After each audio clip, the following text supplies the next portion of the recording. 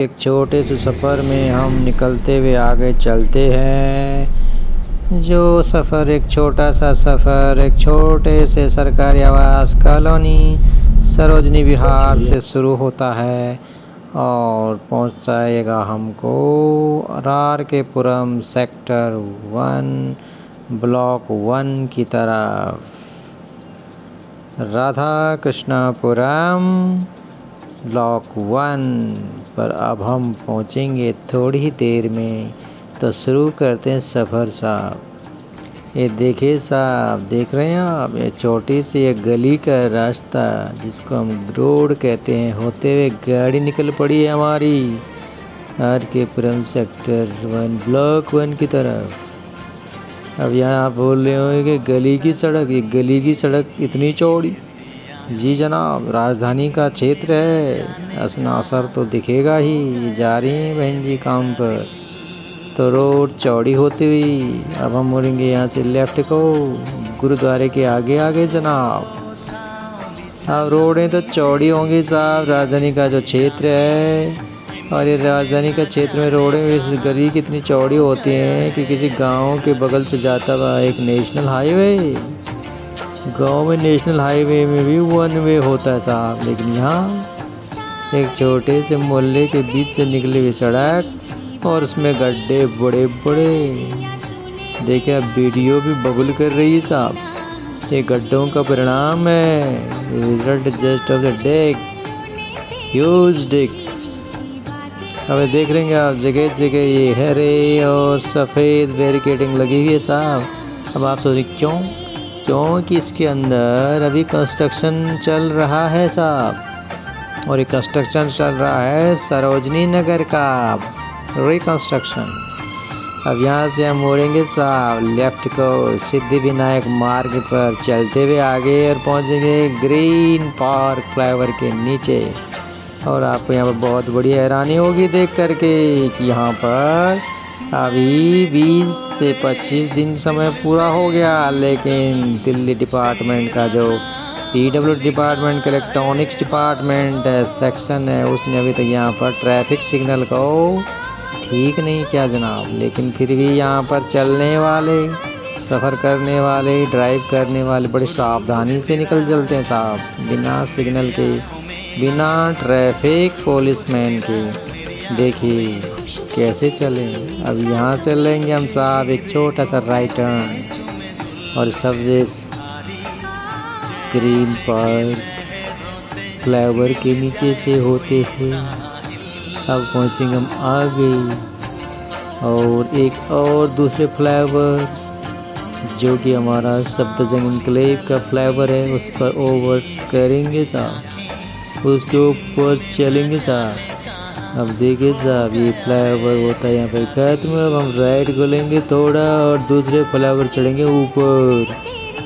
अब यहाँ ऊपर चढ़ते चढ़ते साहब आपके गोल सा बिल्डिंग बनता हुआ नज़र आएगा साहब नाराज नगर की तरफ। यहाँ पर देखिए साहब एक गोल सा बिल्डिंग आपको दिख रहा है, ये बन रहा है इंटरनेशनल इंडियन टावर ट्रेड का। अब ये कंस्ट्रक्शन के चल रहा है और इसमें देखिए क्रेन दिख रही होगी साहब आपको, बहुत लंबी क्रेन, ये अभी अंडर कंस्ट्रक्शन है साहब।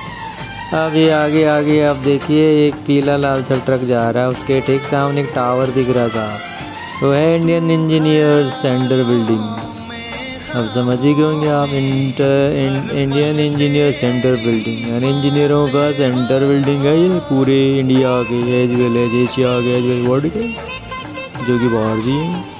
और इसी के पिछली तरफ है साहब, देख सामने एक बिल्डिंग और आपको दिख रही होगी फ्लाईओवर से नीचे उतरते हुए, छोटी छोटी लेफ्ट में देखो बिल्डिंग, कभी दिख रही कभी नहीं, वो लाई आगे लर्निंग का वो लगा नहीं, इसके सामने देखे साहब अब जाके वो है हयात होटल साहब। अब ये फ्लाईओवर से हम नीचे आ चुके हैं साहब और अब मुड़ेंगे हम लेफ्ट को हयात होटल की तरफ साहब। और ये देखिए धीरे धीरे हम मुड़ने लगे हैं, लेफ्ट लेने लगे और ये पहुँचने वाले हम, और ये मोड़ पे पहुंच गए।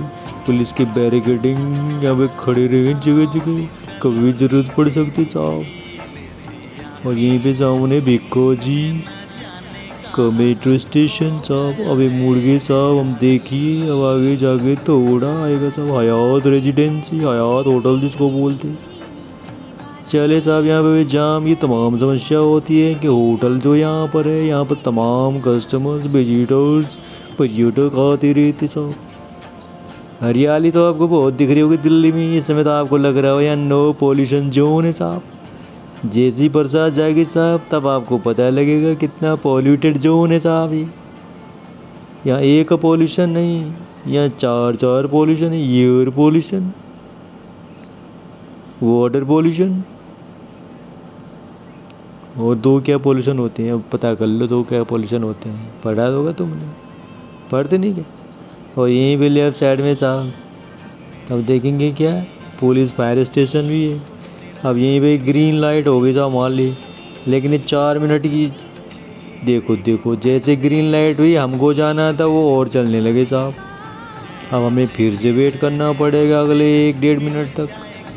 तब तक यहाँ पे खड़े रहो, सुनते रहो। इसी में लेफ्ट की तरफ अगर जाएंगे तो सशस्त्र सीमा बल जिसको एसएसबी बोलते हैं उसका भी हेडक्वार्टर है। अब ये हेडक्वार्टर ये एक नहीं होते साहब, हेडक्वार्टर कई तरह के होते हैं। एक हेडक्वार्टर तो होता है जहाँ इनका डायरेक्टर जनरल बैठता है, एक हेडक्वार्टर वो होता है जहाँ इनका डायरेक्टर जनरल बैठता है लेकिन वो लिखा वाला होता है, लिखने पढ़ने वाला।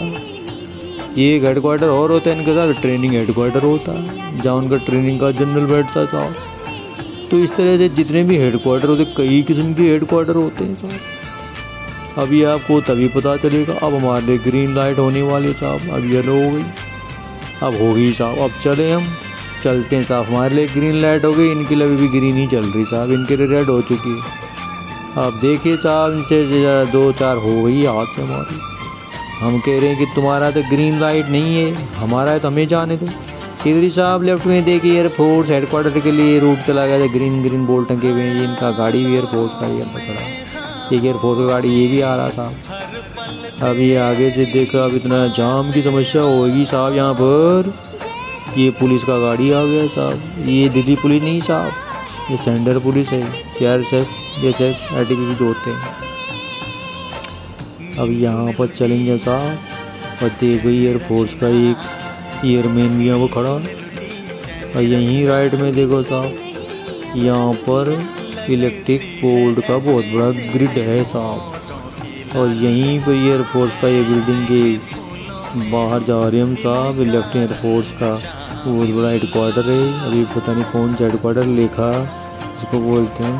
अब यहीं पे देखो साहब हम पहुंचने वाले हैं साहब अपनी शिवा बनवई ब्लॉक 1 पे। और वहाँ पर पहुँचने वाले ऑफिस में स्टार जनरल ऑफ इंडिया। अब समझिए और स्टार जनरल ऑफ इंडिया कौन है, जो पूरे देश की जनसंख्या के बारे में सारे काम करते हैं साहब, उनको बोलते हैं स्टार जनरल ऑफ इंडिया। और ये गृह मंत्रालय के अंतर्गत आता है साहब। तो हमारा सफ़र शुरू हुआ था सरोजनी नगर बिहार से और पहुंच गए हम आर.के. पुरम ब्लॉक 1 की तरफ। अब यहीं पे हम आपसे बिता लेते हैं साहब, फिर मिलेंगे अगले ब्लॉग में। धन्यवाद। जय इंडिया, बाय बाय।